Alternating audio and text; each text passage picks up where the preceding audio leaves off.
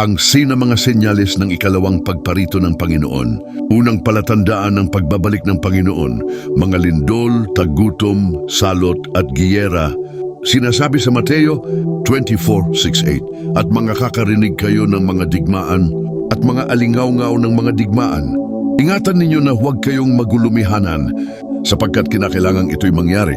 Datapwat hindi pa ang wakas, sapagkat magsisitindig ang bansa laban sa bansa at ang kaharian laban sa kaharian, at magkakagutom at lilindol sa iba't ibang dako.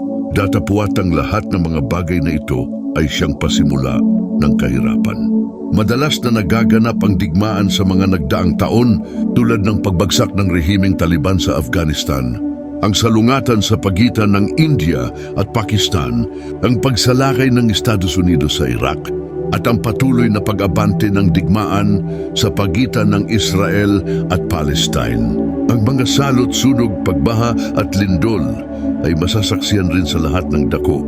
Sa particular na tala ay ang novel coronavirus na lumaganap sa Wuhan, China noong 2019 at mula noon ay kumalat sa buong mundo.